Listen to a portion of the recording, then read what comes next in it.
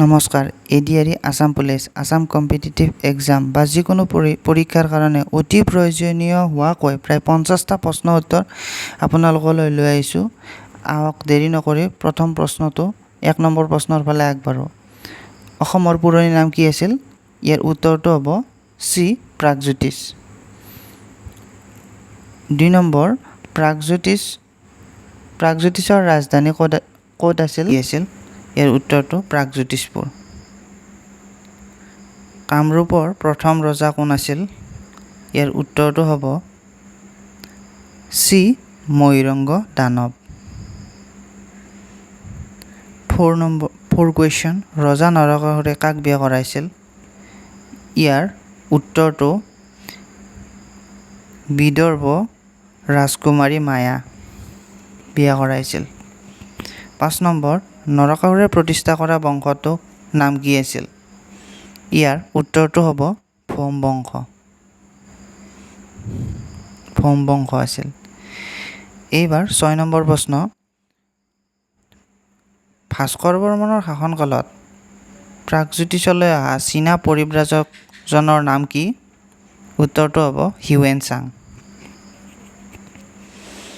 ভাস্কৰ বৰ্মনৰ ৰাজত্বকালত নালন্দা বিশ্ববিদ্যালয়ৰ অধ্যক্ষ কোন আছিল? ইয়াৰ উত্তৰটো হ'ব চি শিলভদ্ৰ।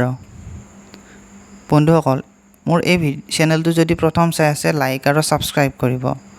এবাৰ 8 নম্বৰ কুৱেশ্যন, হৰ্ষবৰ্ধন আৰু ভাস্কৰ বৰ্মনৰ মাজত বন্ধুত্ব স্থাপন কৰা কটকীজনৰ নাম কি? ইয়াৰ উত্তৰটো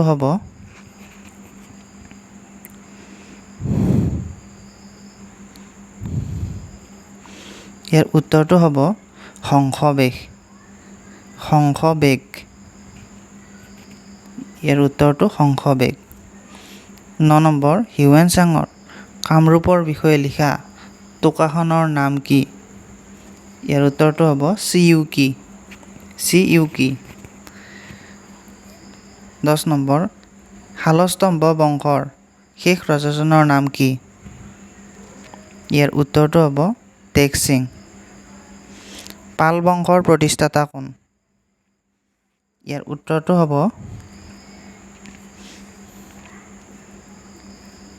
ব্ৰহ্মপাল। পাল বংশৰ প্ৰতিষ্ঠাতা। এইবাৰ 12 নম্বৰ, মহম্মদ বিন বখতিয়াৰে কেতিয়া কামৰূপ আক্ৰমণ কৰিছিল? ইয়াৰ উত্তৰটো হ'ব ডি 1206 খ্ৰীষ্টাব্দত মহম্মদ বিন বখতিয়াৰে। এইবাৰ 13 নম্বৰ প্ৰশ্ন, কোনে কামৰূপ ৰাজ্যৰ ৰাজধানী কামৰূপলৈ তুলি নিছিল? ৰজা সন্ধ্যা। এইবাৰ 14 নম্বৰ, তাবাকাত-ই-নিচিৰি গ্ৰন্থৰ ৰচক কোন? ইয়াৰ উত্তৰটো হ'ব এ মিনহাজ উদ্দিন চিৰাজ। কমতা ৰাজ্য। গৌড় ৰাজ্য ক'ত আছিল? সেন বংশৰ প্ৰতিষ্ঠা কৰিছিল। গৌড় ৰাজ্য ক'ত আছিল? ইয়াৰ উত্তৰটো বি নীলধ্বজে শাল বা সেন বংশ প্ৰতিষ্ঠা কৰিছিল। সৰ্বপ্ৰথম 17 নম্বৰ, সৰ্বপ্ৰথম অসম আক্ৰমণ কৰা মুছলমানজনৰ নাম কি? ইয়াৰ উত্তৰটো হ'ব বি বখতিয়াৰ খিলিজী প্ৰথম মুছলমান আক্ৰমণ কৰিছিল অসমত। এইবাৰ কেতিয়া চুতীয়া ৰাজ্য প্ৰতিষ্ঠা হৈছিল? ইয়াৰ উত্তৰটো 1189 খ্ৰীষ্টাব্দত। এইবাৰ 19 নম্বৰ প্ৰশ্ন, চুতীয়াসকলৰ শেষৰজন ৰজাৰ নাম কি? চুতীয়াসকলৰ শেষৰজন ৰজা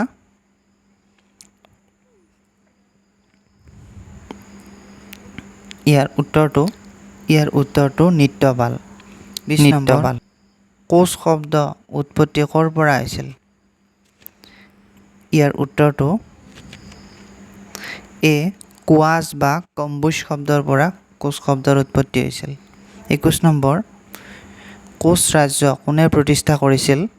ইয়াৰ উত্তৰটো চি বিশ্বসিংহই প্ৰতিষ্ঠা কৰিছিল। নৰনাৰায়ণৰ আচল নাম কি? Important question. ইয়াৰ উত্তৰটো বি মল্লদেৱ নৰনাৰায়ণৰ আচল নাম। এইবাৰ 23 নম্বৰ কুৱেশ্যন। শুক্লধ্বজক কি নামেৰে জনা যায়? ইয়াৰ উত্তৰটো চি চিলাৰায়ক শুক্লধ্বজ নামেৰে জনা যায়।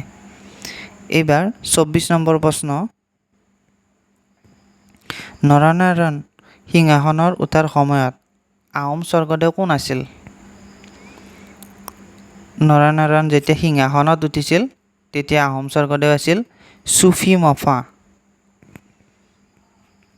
এইবাৰ 25 নম্বৰ কুৱেশ্যন। কোচ ৰজা ৰঘুদেৱৰ জীয়েকৰ নাম কি আছিল? ইয়াৰ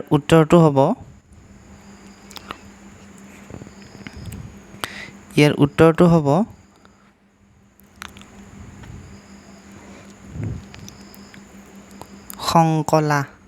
শংকলা আছিল। চিলাৰায় কাৰ হাতত বন্দী হৈছিল? চিলাৰায় কাৰ হাতত বন্দী হৈছিল? ইয়াৰ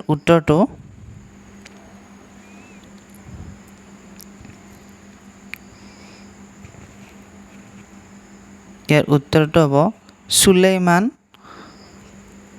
কৰৰাণীৰ হাতত বন্দী হৈছিল। 27 নম্বৰ। কোচ ৰাজ্য কেতিয়া বিভক্ত হৈছিল? কোচ ৰাজ্য কেতিয়া? উত্তৰটো হ'ব 1581 খ্ৰীষ্টাব্দত কোচ ৰজা বিভক্ত হৈছিল। 28 নম্বৰ। কছাৰী ৰাজ্য ক'ত আছিল? কছাৰী ৰাজ্য ক'ত আছিল? ইয়াৰ উত্তৰটো হ'ব বি দিখৌৰ পৰা কলঙলৈ। কছাৰী ৰাজ্য আছিল। কছাৰী ৰাজ্যৰ ৰাজধানী ক'ত আছিল? ইয়াৰ উত্তৰটো হ'ব কছাৰী ৰাজ্যৰ ৰাজধানী হিড়িম্বাবুৰত আছিল। এবাৰ 30 নম্বৰ প্ৰশ্ন। কেতিয়া আহোম শাসন আৰম্ভ হৈছিল? 1228 খ্ৰীষ্টাব্দত আহোম শাসনৰ আৰম্ভ হৈছিল। এতিয়া 31 নম্বৰ প্ৰশ্ন। প্ৰথম আহোম স্বৰ্গদেউ কোন আছিল? ইয়াৰ উত্তৰটো এ চুকাফা। আহোমসকল কোন নৃ-জনগোষ্ঠীৰ লোক? আহোমসকল কোন নৃ-গোষ্ঠীৰ লোক আছিল? ইয়াৰ উত্তৰটো হ'ব টাই মংগোলীয় গোষ্ঠীৰ লোক। 33 নম্বৰ। বুৰঞ্জী শব্দটো কোন ভাষাৰ পৰা লোৱা হৈছে? ইয়াৰ উত্তৰটো হ'ব 34 নম্বৰ প্ৰশ্ন। আহোমসকলে অসমত কিমান বছৰ ৰাজত্ব কৰিছিল? এতিয়া প্ৰশ্নটোৰ উত্তৰটো দুটা আছে, ভুল হৈ আছে। 600 বছৰ। কিমানৰ পৰা কিমানলৈকে? 1228 পৰা 1826, প্ৰায় 600 বছৰ ৰাজত্ব কৰিছিল। উত্তৰটো বিও হ'ব, ডিও হ'ব। এবাৰ 35 নম্বৰ প্ৰশ্ন। আহোমৰ শেষ স্বাধীন ৰজাৰ নাম কি? ইয়াৰ উত্তৰটো হ'ব পুৰন্দৰ সিংহ।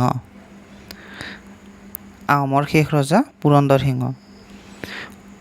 কোন স্বৰ্গদেউ প্ৰথম হিন্দু ধৰ্ম গ্ৰহণ কৰিছিল? স্বৰ্গদেউজনৰ নাম? ইয়াৰ উত্তৰটো হ'ব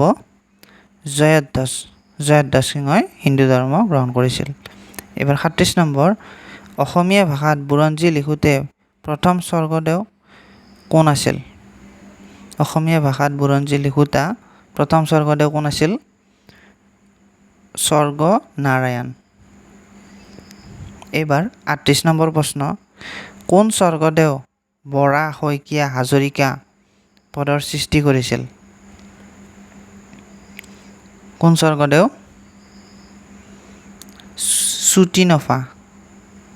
চুটিনফাই হাজৰিকা, শইকীয়া 100 জনৰ ওপৰত হ'লে শইকীয়া, 1000 জনৰ ওপৰত হ'লে হাজৰিকা সৃষ্টি কৰিছিল। 29 নম্বৰ। কাৰ ৰাজত্বকালত মিৰ্জুমালাই গড়গাঁও আক্ৰমণ কৰে?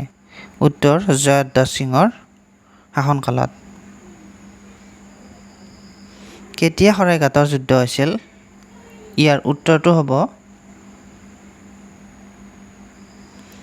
1671 খ্ৰীষ্টাব্দত শৰাইঘাটৰ যুদ্ধ হৈছিল।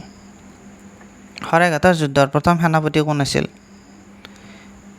ইয়াৰ অসমীয়া সেনাপতি কোন আছিল?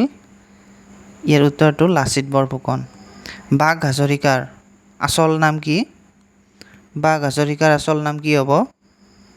ইয়াৰ উত্তৰটো ইছমাইল ছিদ্দিক। 43 নম্বৰ প্ৰশ্ন, গদাধৰ সিংহৰ পত্নীৰ নাম কি আছিল? গদাধৰ সিংহৰ ৱাইফ কোন আছিল? জয়মতী। জয়মতীক ক'ত হত্যা কৰা হৈছিল?